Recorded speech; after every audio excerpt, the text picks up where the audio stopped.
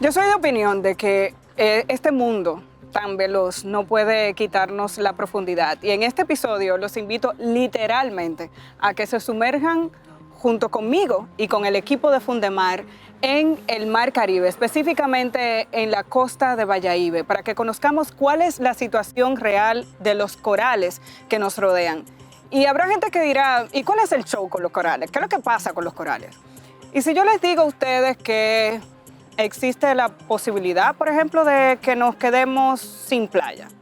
¿Ustedes se imaginan a República Dominicana sin playa o se imaginan el Caribe sin playa? ¿Qué piensan ustedes sobre la cadena alimenticia? Si nos quedamos sin algunos alimentos importantes que vienen del mar, ¿qué creen ustedes? ¿Se vale preguntar? Se vale preguntar es presentado por Banco Popular, el banco de las ideas.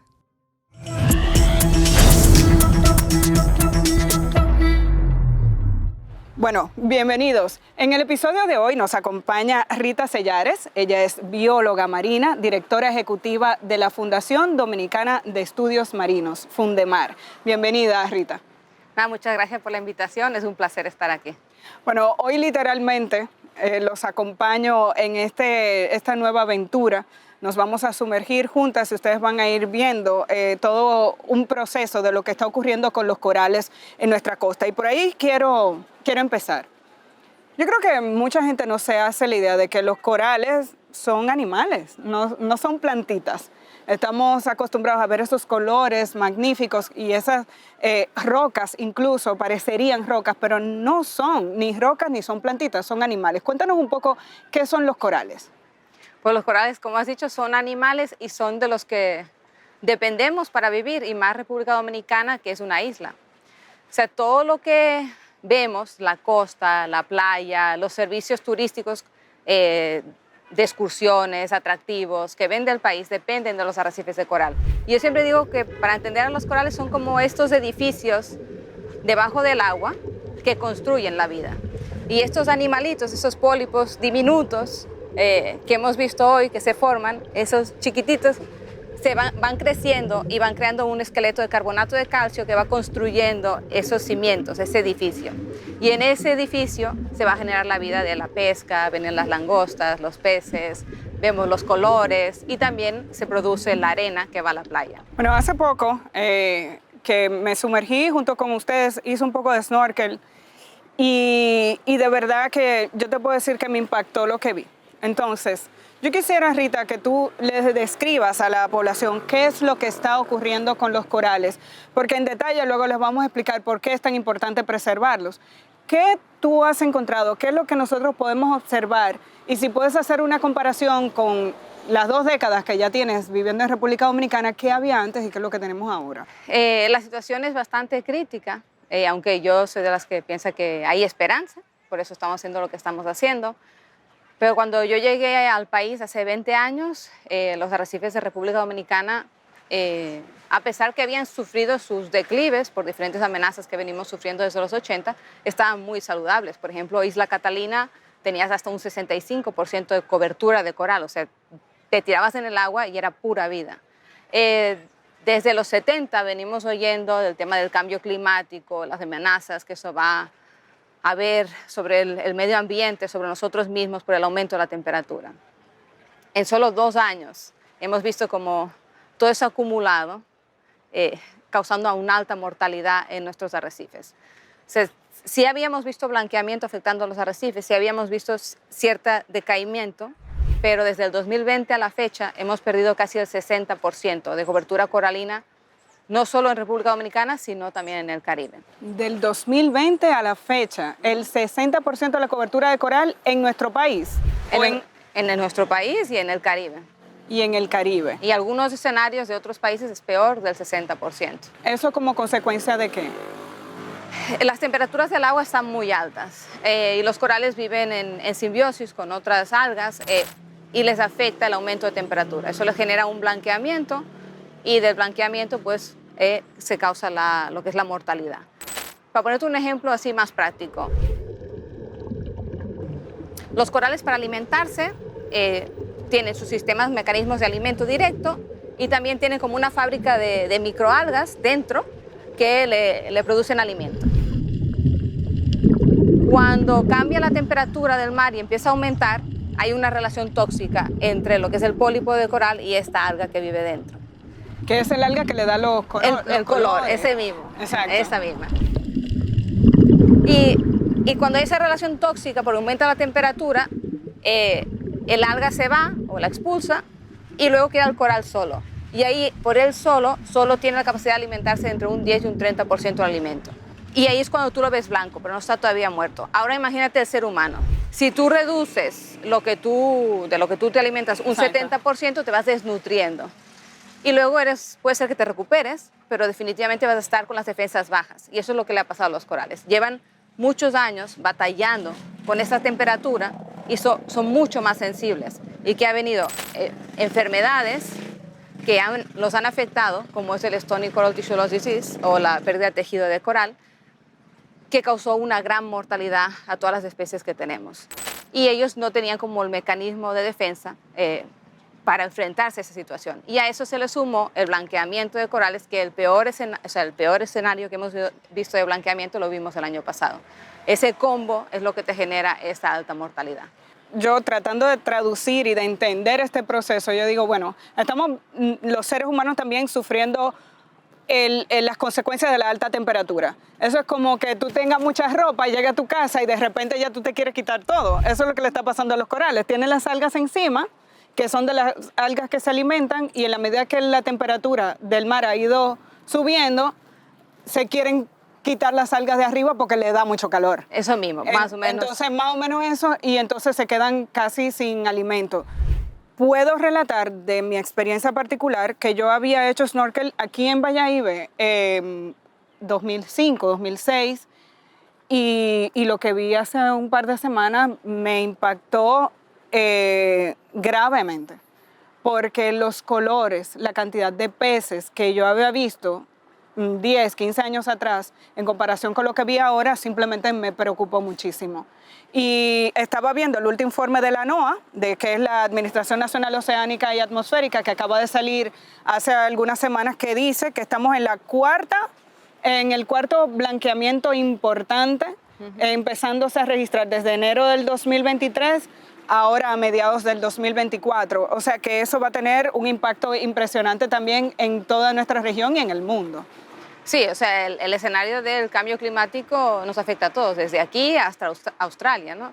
Y es un tema realmente preocupante y que hay que hacer acciones a nivel global. ¿Alrededor de qué temperaturas se están registrando en el Caribe en este momento? ¿Tienes una idea? O sea, en el agua. En el agua. Es un té. O sea, yo estoy impresionada. O sea, estamos registrando 30 y 31 grados ahora mismo. Dentro del agua. En mayo, junio ya. Que eso normalmente no se registraba, pero en los últimos años cuando lo registrábamos, eso lo veíamos en agosto, septiembre. Tú estás buceando a 13 metros, estás buceando a 13 metros y tú tienes calor. O sea, es como si te metieras en un baño de agua caliente. Pero es más difícil que tomemos acciones para proteger algo que no entendemos. Entonces, yo creo que es relevante explicarle a la gente por qué los corales son tan importantes. ¿Qué hace el coral por el ser humano y por los que estamos aquí en este territorio? Infinitas cosas y más porque somos una isla. O sea, el suelo que estamos pisando aquí en su momento era arrecife coralino. Lo que es toda la playa viene, o sea, la producción de la arena viene de la vida que genera el arrecife coralino.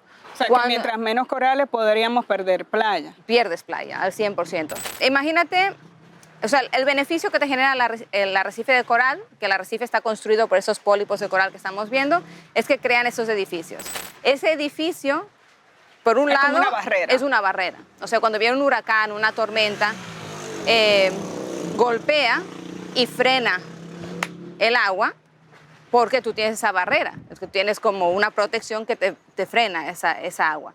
Si tú la vas perdiendo porque la vida encima de esa roca está muerta, o sea, si esos pólipos se mueren, a medida que vaya cruzando El mar o la... sí, el mar, ahí tú vas a tener que se va erosionando y se va Ok. haciendo cada vez más pequeño. A medida que se va reduciendo, el golpe será más duro y vas a tener que invertir mucho más contra inundaciones y afectaciones que tienen las tormentas. Entonces, perdemos playa, perdemos protección de la arena de la playa, Ajá, perdemos turismo, perdemos empleo.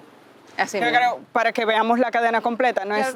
Y al final República Dominicana depende de ese turismo. O sea, casi todos los negocios, aunque yo diga yo vivo en Santo Domingo y a lo mejor el turismo no va conmigo, la economía del país está muy vinculada al turismo. Así que si se cae el turismo por pérdida de playa y por pérdida de los arrecifes de coral, al final toda la economía del país se ve afectada. Pero tú también hablaste de la barrera de protección. Punto número 2, protección contra los huracanes y contra grandes inundaciones. O sea, esa pared disminuye, incluso yo que he trabajado el tema de tsunami, en la medida que tenemos terrazas coralinas en nuestra costa, aunque en República Dominicana casi no hablamos de esto, sí hemos tenido episodios de tsunami en el siglo pasado y también se registró algo pequeño en Pedernales y en la costa de Haití cuando ocurrió el sismo del 2011.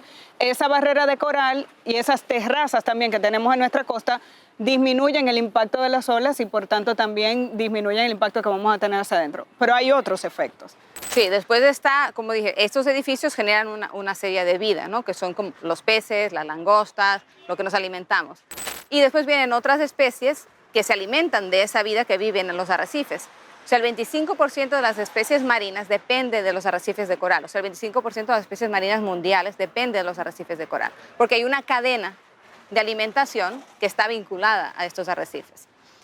Y luego, lo que es el alimento que nosotros comemos, o sea, la pesca, depende de la salud de los arrecifes. O sea, que es otro factor, que perderías una fuente de alimento bastante importante. O sea, que ahí tenemos 4 o 5 razones por las que sería importante proteger, además de la parte turística, de que se pueda seguir ofreciendo la posibilidad de visitar Sí. y de proteger esta área. Y eso a nivel, pensando en nosotros como ser humano, pero también a nivel de respeto hacia la tierra, la naturaleza, pues está el otro factor, ¿no? Que todo el mundo tiene derecho a vivir en un espacio y los corales que han aportado tanto también tienen su derecho a permanecer en la tierra. Y nosotros tenemos que tener ese respeto para que estén para las futuras generaciones. Entonces, hablamos del tema del cambio climático y la manera en la que el calentamiento global está afectando a esos corales, pero quisiera que enumeres, aunque mencionaste algunas, otros factores que inciden en ese deterioro que son los causados por el ser humano. Tú mencionabas algunos hace un momento, pero me gustaría que tomemos en cuenta que no es solamente que está haciendo mucho calor, es que los seres humanos también tenemos una cuota de responsabilidad aquí. O sea, definitivamente el ser humano es el causante de todos los problemas que tiene la Tierra. Hacer una cuota es del 100%. Y eso hay que, igual que hemos causado el daño, también tenemos la responsabilidad de remediar ese daño, ¿no? Cuando tú piensas en acciones a nivel global, la gente dice, pero ¿y qué voy a hacer yo desde mi casa? Pero hay otros estresores que tú puedes eliminar, que son locales. Porque yo digo que si el único trabajo de los corales es enfrentarse al cambio climático, ellos dirán bien, pero no es el escenario, ¿no? Okay. Que tienes anclas que les caen arriba por malas prácticas y que arrancan el coral o los golpean, tú tienes sobrepesca, tú tienes contaminación, tú tienes funditas de plástico que les caen arriba y todo eso agrava la situación. O sea, cuando tú estás estresado, para ti es mucho más difícil enfrentarte a cualquier evento. Pero si tú tienes todas las condiciones óptimas, tú seguramente vas a tener más fuerza para enfrentarte a ese evento. Dentro de las acciones locales, que son las que yo digo que debemos trabajar y prevenir, está el tema de respetar las vedas. La gente no respeta las vedas y eso genera un desequilibrio en el arrecife. Uno de los ejemplos más claros, que yo sé que en República Dominicana hemos ido oyendo día tras día, es la del pez loro. Algo tan sencillo como no respetar la veda de pez loro causa que haya un sobrecrecimiento de las algas en el arrecife y las algas compiten por espacio en el arrecife. Y como hemos visto, los pólipos de coral crecen muy lento en comparación de las algas. De manera que ellas van creciendo y matan a los corales. Si tenemos el pez loro, hace ese efecto regulador y evitamos así que se muera el arrecife por el sobrecrecimiento. Bueno, y ya dijimos que los corales son animales. Entonces, cada vez vemos en la superficie marina menos corales, están cada vez más dispersos, están blanqueados. ¿Cómo se reproduce este animalito y en qué consiste el trabajo que está haciendo Fundemar como consecuencia de esta situación? Se pueden reproducir asexualmente, que es por fragmentación, que fragmentación significa que si a mí se me mochó un dedo, ahí sale otra Rita, Okay. o sale otra Amelia. O en una plantita cuando tú Sí. una ramita, es menos brusco. Y tú siembras una estaca, entonces tú Eso tienes... bien. Pero para que veamos el ejemplo humano. Pues imagínate, si vemos que yo estoy Ok. reproduciendo asexualmente, ¿vale? Eso clonamos. Al final estoy creando muchas Ritas y muchas Amelias. Esa es la asexual. Es una técnica bastante rápida, pero al final estamos reproduciendo adultos ya conformados, que sabemos que tenemos nuestra personalidad y el clon va a tener esa misma personalidad y va a tener esas mismas carencias y también bondades que tenemos cada uno. Después, cuando tú haces un recluta sexual, que es la otra estrategia que ellos utilizan, y es que se reproducen sexualmente una vez al año, más o menos, y sueltan ese esperma y esos óvulos, que también tiene muchos sistemas de hacerlo, pero sueltan el esperma y los óvulos en la columna de agua y este esperma y ese óvulo se tienen que encontrar. Cuando se encuentra ese esperma y ese óvulo, crean el embrión y ese embrión será un individuo nuevo, o sea, tendrá un poquito de cada quien. Y al final, cuando ese embrión se convierte en larva, se asienta y genera ese primer pólipo que te va a construir ese coral, este es un individuo diferente que ya ha nacido y se está adaptando a unas condiciones, a su nueva realidad. Okay. En cambio, cuando tú reproduces por fragmentación, aunque es como un clon. Es un clon. O sea, si yo agarro a un niño recién nacido y nace en un ambiente caluroso, ese es su escenario, va a adaptarse a ese clima. Pero si yo, que estoy acostumbrada a mi temperatura más fresca, a mí me agarran y me ponen en ese ambiente caluroso, probablemente yo no me adapte igual que el niño. Por eso la combinación de las dos técnicas es importante. Asexual porque es más rápida y sexual porque produces nuevos individuos genéticamente distintos, que eso va a hacer que sean más resilientes a los cambios y a las enfermedades. Que es ese tipo de reproducción asistida la que estamos viendo hoy. Antes los corales hacían esto solos, es decir, salían estos óvulos y estos espermas y se encontraban en el agua. Pero la distancia a la que se encuentran ahora es lo que, digamos, que dificulta que se puedan fecundar en el agua. Y por eso ustedes están haciendo esta reproducción asistida. Y es precisamente por eso que viajamos a Bayahíbe ese día, para acompañar a Fundemar en el monitoreo de desove de un tipo de coral, descender con ellos para ver las condiciones de la superficie marina y así entender de primera mano por qué tienen que asistirlos en su proceso de reproducción y cómo lo hacen.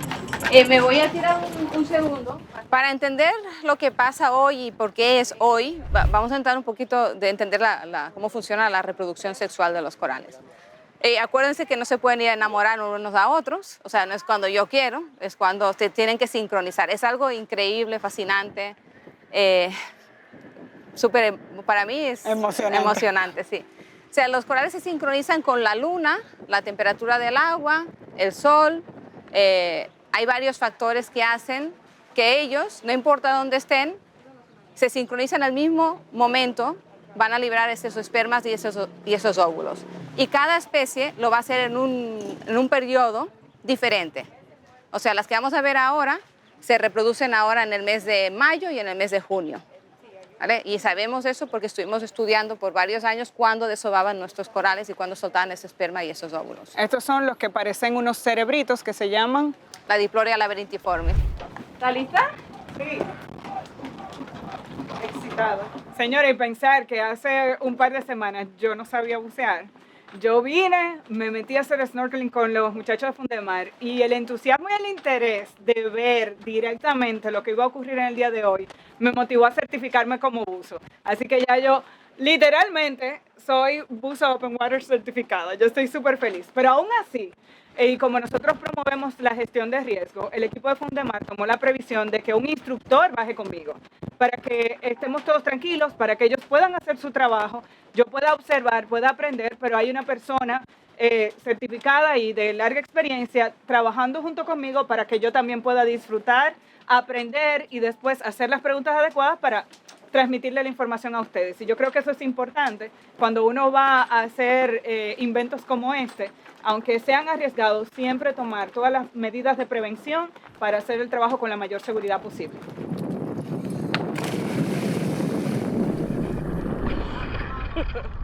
Ya sabemos, después de varios años de estudio que estuvimos levantando el calendario de cuándo desovaban, ya sabemos cuándo desova cada especie y cómo trabajarla. Poco después de las 5 de la tarde, hicimos el primer descenso.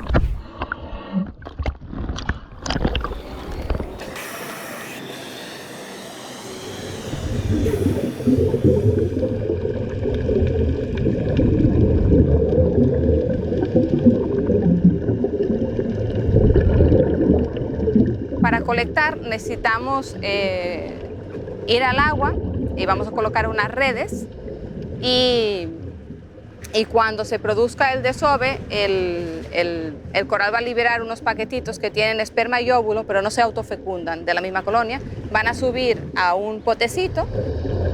El estudio de las diferentes especies de corales les ha permitido no solo levantar el calendario de desove, sino también las horas aproximadas a las que se produce este fenómeno en cada una.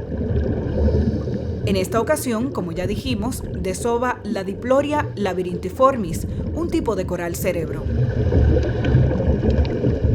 Cuidadosamente, cada grupo de buzos con las redes en mano procede a identificar las colonias de corales de esta especie que ya han estado monitoreando. Una soga que las conecta nos sirve de guía. Entonces, proceden a colocarles las mallas a cada una. Cada colonia con su propia red.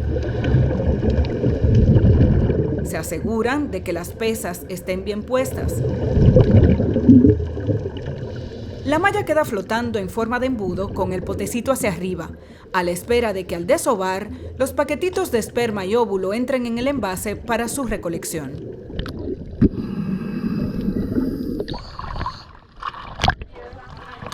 Pero todavía necesito tener mayor manejo también de... yo me subo. Ahora queda esperar. Así que, colocadas las redes, subimos a superficie para descender nuevamente en unos 20 minutos.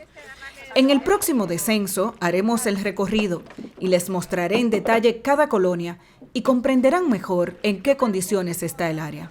Ahora tú viste que nada más se colocaron las redes y viste que hay una línea, una soga. Yo la vi. Esa es la que nosotros tenemos que seguir de ahí vuelta. Esa es la soga que nos va a llevar de colonia a colonia.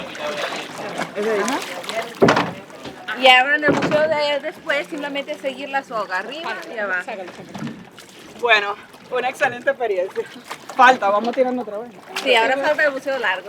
Ahora lo que hicimos fue colocar las redes con sus potes en cada una de las colonias que estaban previamente marcadas y señalizadas.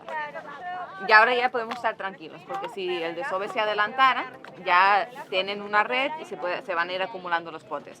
En unos 15-20 minutos nos vamos a volver a tirar y ahí nos vamos a quedar monitoreando una hora más o menos. Yo creo que van a desovar sobre las 6:30, pero si no, estamos hasta las 6:57 más o menos.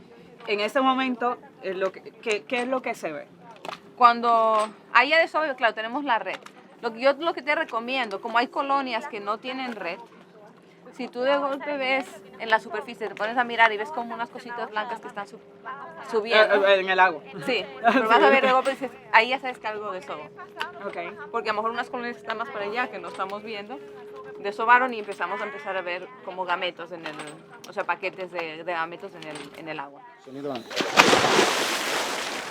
Y en el tiempo previsto, volvemos al agua. Es un trabajo coordinado y en equipo. 5 embarcaciones y unas 40 personas trabajan en este monitoreo de desove y reproducción asistida, cubriendo un área de 12.000 metros cuadrados. Cuando nosotros empezamos eso, en un área como el tamaño del bote, hasta más pequeña, era la que monitoreaba uno. Y por eso ibas con la red y tenías 20, 30 colonias donde tú podías poner la red. Colonia es un coral. Un coral, sí. Exacto. Hoy en día, cuando empezó la enfermedad, nosotros ya no podíamos mover la red de un coral al otro porque podíamos transmitir la enfermedad. Y empezamos a crear ese sistema de que cada coral tuviera su red. Rita explica que para el 2022 cubrían un área de 2.000 metros cuadrados para colectar la cantidad de gametos que necesitaban. Ya para el 2023 necesitaron abarcar un área de 6.000 metros cuadrados para encontrar la misma cantidad de colonias. Ya en el 2024 necesitan 12.000 metros cuadrados para lograr colectar lo que antes hacían en el área del tamaño aproximado del barco, lo que demuestra la cantidad de corales que se ha perdido. De ahí que ahora se necesiten más embarcaciones y más buzos para cubrir un área mayor e intentar alcanzar el objetivo en el tiempo previsto. La soga nos guía de una colonia a otra, de una colonia a otra, a la espera de encontrar los envases llenos de gametos. El área de separación entre un coral y otro nos muestra la magnitud del problema. Están lejos unas colonias de otras. La naturaleza motiva que la fecundación se dé de manera natural en el agua, pero al producirse el desove, no se encuentran unos con otros para fecundarse y multiplicarse. Seguía a Rita de un lugar a otro. Sus chapaletas rosadas me permitían verla. ¿Desovará? ¿No desovará? Es lo que pensaba cada vez que revisábamos un envase. Y de repente, ¡pam! Un desove. ¡Qué alegría!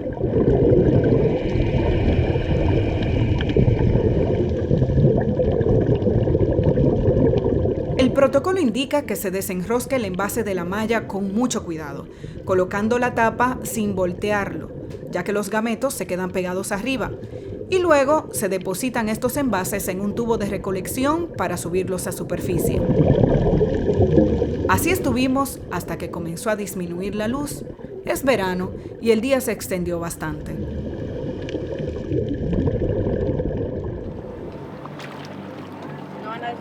El grande será mañana, pero hoy yo creo que podemos hacer algo.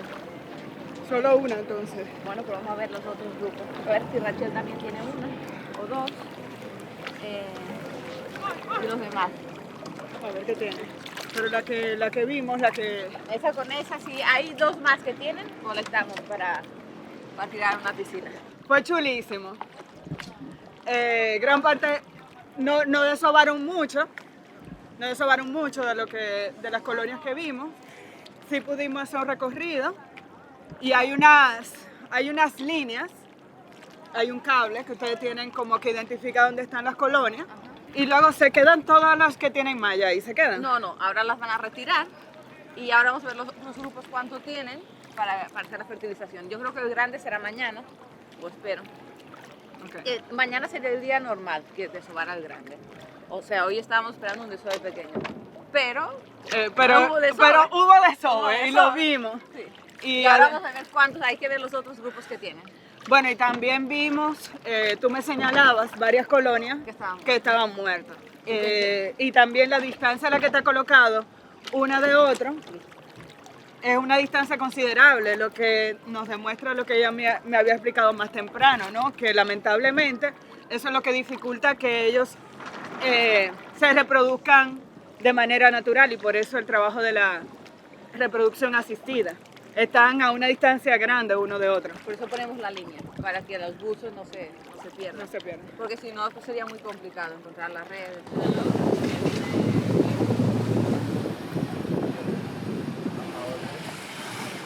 Tras la recolección, todos los grupos se van directo al laboratorio. Hey, Julie, ¿ya tienes los otros potes? Sí. Venimos premiadas, Venimos premiadas. ¡Ay, qué bueno! Ahí te traemos el nuestro. ¿Cuántos van hasta ahora de hoy? 6. 6 colonias desovaron hoy. Sí, María, ¿qué tiene? ¿De cuántas zonas son? De 2 zonas tienen 3 botecitos. Ok. ¿Cómo se llama el sitio donde nosotros estamos? Coralina profunda. Y los otros 3 que vienen de la zona de Playita y los otros 2 que hay aquí son de la zona de Coco Reef, que es la de Dominicos. Dime, ¿qué fue lo que nosotros trajimos? Tú dijiste que hay colonias que desovaron más que otras. Este es el que nosotros trajimos. Ese no fue un desove muy grande, pero suficiente para llenar una piscina.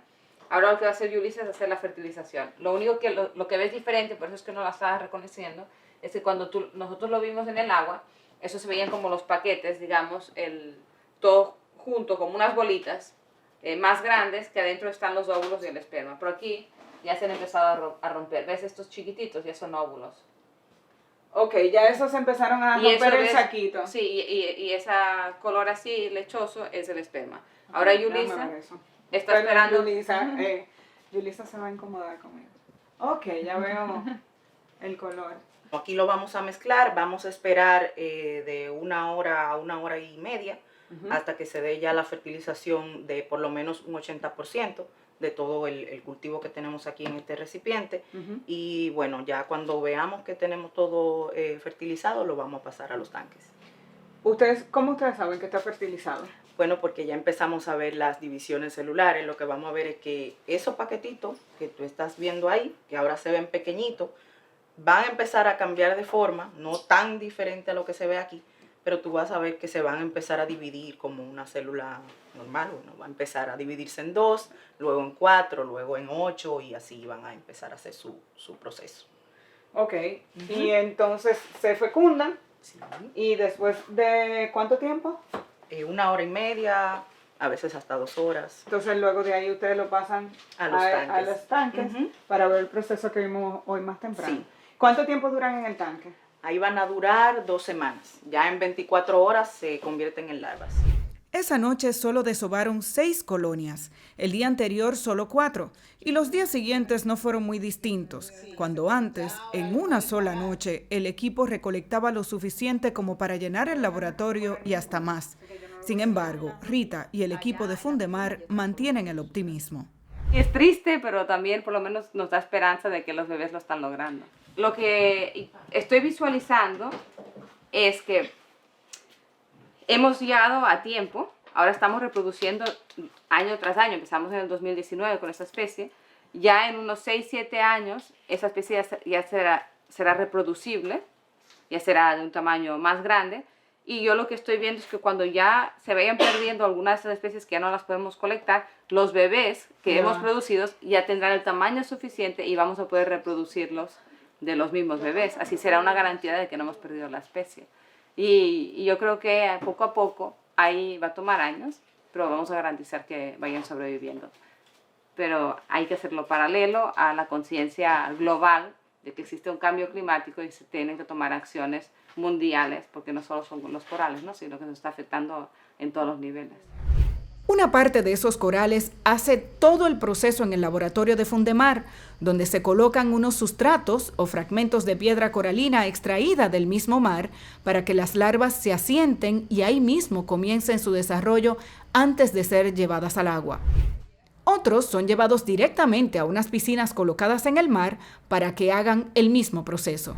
Cuando esas piedras, no es que cojas cualquier piedra y la pongas ahí, sino que esas piedras llevan curándose en el mar entre 1 mes y 3 meses, depende del material que tienen, para que tengan el sabor al mar. Porque al final esa larvita, o sea, ese embrión que teníamos ahí, se va a convertir en una larvita que va a empezar a nadar en la columna de agua. Imagínate que estamos en el mar.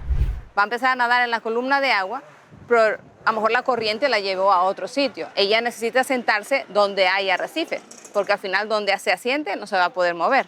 O sea, tiene que ser una muy buena elección. O sea, que son un poquito ñoñas a veces en dónde asentarse. Por eso es que la piedra que le ponemos tiene que tener el sabor a mar y las condiciones que sabemos que ellas van a escoger la piedra y no cualquier otra parte del sistema de acuarios o de piscina. Entonces ahí se asientan en el laboratorio, en esta piedra, y de ahí esa piedra se va al mar. Y ahí los ponemos en el arrecife como una siembra y en el tiempo ya podemos ver esos corales como han ido creciendo y ya se empiezan a ver, porque sabes que al principio cuando son tan pequeños no se ven. se ven como Y ya unas bolitas. empiezan a formar el carbonato de calcio. A mí me gusta porque ella se pone tierna porque a ella le gusta esto. Sí, eso es muy lindo. ¿Cuándo uno empieza a ver el coralito y cuánto tiempo, me gusta que uno de los chicos preguntaba esto, cuánto tiempo tardamos no solamente en verlo, sino en garantizar que tenemos un coral viable? Bueno, nosotros cuando los tiramos ahí, estos ya son viables, pero hay una mortalidad natural, por eso es que los corales desovan masivamente, porque ya esa mortalidad que nosotros tenemos en el laboratorio y que pasa en el mar, ocurre de forma natural. Nosotros tratamos de hacer la siembra más alta que podemos porque de lo que sembremos, entre un 1 y un 3% se va a sobrevivir. Entre un 1 y un 3%. Solo nos va a quedar un 10%, vamos a perder un 90%. Y en base a eso calculamos la cantidad de sustratos que vamos a colocar, queriendo que se asienten alrededor de 20 a 40 reclutas de coral por sustrato, esperando que ahí por lo menos nos quede uno. Entonces, estamos perdiendo corales y encima de eso la reproducción es lenta y una buena parte muere. ¿Quieres abundar un poquito más sobre No, este sí, punto? eso es positivo. Mira, o sea, la parte de mortalidad es natural en el ecosistema, o sea, pasa. El sistema reproductivo de los corales es masivo porque existen altas tasas de mortalidad en todo el proceso de desarrollo. Pero una vez se han asentado, ese coral es el que va a crecer. En el escenario que tenemos ahora en el mar, debido al sobrecrecimiento de algas por la sobrepesca, debido a las condiciones que sabemos que las colonias están muy aparte una de las otras, no se da de forma natural el asentamiento de nuevas larvas. Es muy difícil encontrar nuevos reclutas de coral. Los encontramos, pero cada vez son menores.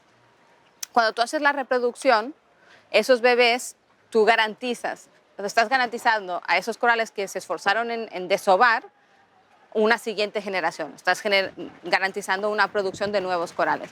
Y nosotros lo que hemos visto, que eso es lo que me da más esperanza y me alegro un montón que empezáramos a hacer eso en el 2015, antes de que viviéramos ese escenario tan crítico, y es porque los bebés corales han demostrado ser los únicos resilientes a las condiciones que estamos viviendo ahora. Wow. Ahora cuando tú te tiras al mar, todo está muerto, pero nuestros bebés están vivitos, coloridos, Wow. bonitos, preciosos, y yo tengo esperanza que en 3, 4 años ya estaremos reproduciendo y colectando gametos de estos bebés corales.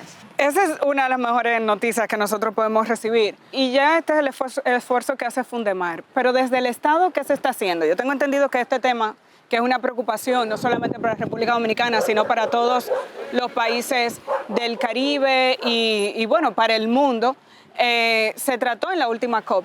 Pero, ¿qué conoces tú? ¿Qué se está haciendo desde el Estado para contrarrestar el tema de la pérdida de la estructura coralina?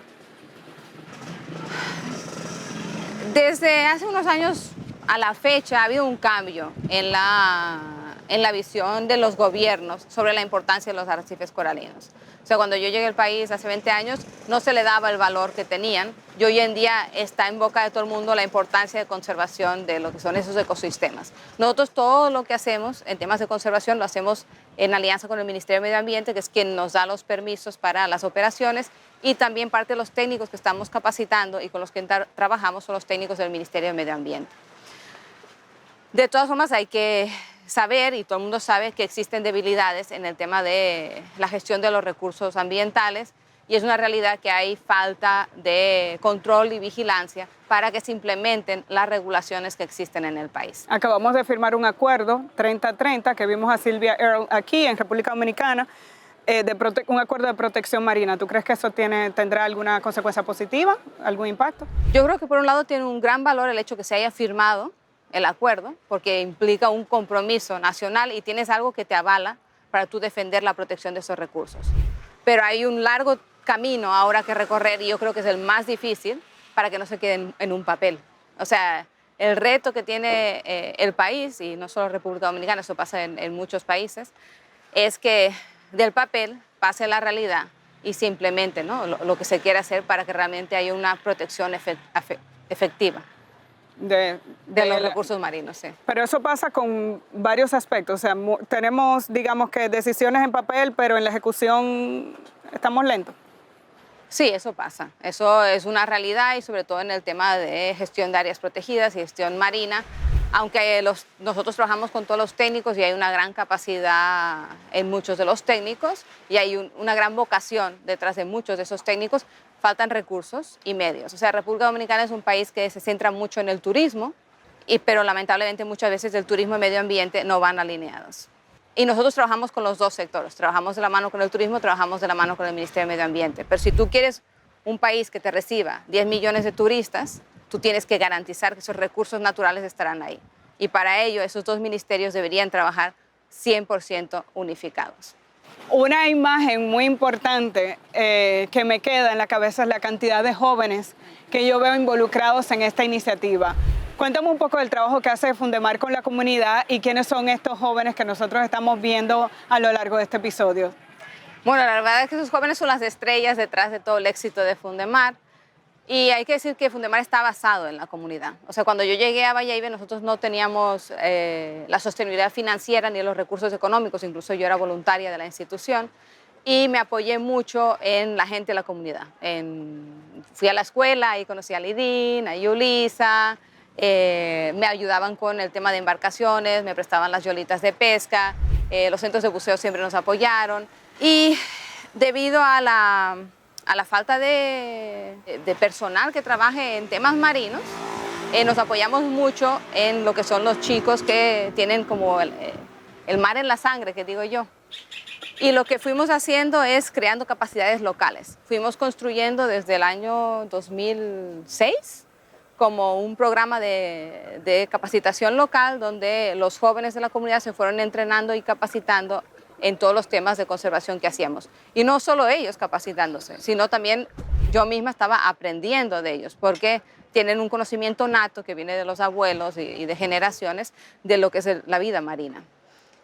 Y desde el 2015 empezó a formalizarse el programa de creación de capacidades y hoy en día contamos con un grupo de 15 técnicos que ya son unos profesionales en el área marina, que saben manejarte dron, son los que montan todas las piscinas, dirigen el laboratorio, incluso hacen las formaciones a expertos de otros países que vienen a aprender aquí en República Dominicana. O sea, realmente son la esencia. Finalmente, yo creo que hemos tenido una oportunidad única de vivir el proceso, no solamente de ver cómo está nuestra estructura coralina, por lo menos aquí en la costa de Bayahíbe, sino de ver el trabajo de cómo, como consecuencia de la situación en la que se encuentran nuestros corales, equipos como el de Fundemar tienen que asistir a una reproducción que antes se daba de manera natural. A manera de resumen, Rita, si quisieras dejar un mensaje a quienes nos están viendo o escuchando, ¿qué quisieras tú que le quede a la gente de este episodio de Se Vale Preguntar? Yo quisiera que les quedara la importancia que tienen los arrecifes coralinos, que vivimos en una isla, tenemos que conocer sobre el mar, al final nos rodea y nos alimenta. Aprendan sobre la riqueza marina, las bellezas de República Dominicana, sumérjanse y ayuden a la protección con cosas tan sencillas como respetar las vedas y no tirar basura. Muchísimas gracias, Rita. Rita Sellares, directora ejecutiva de Fundemar. Gracias a ustedes también por acompañarnos en esta nueva edición de Se Vale Preguntar. Recuerden que pueden seguirnos a través de las diferentes plataformas y redes sociales.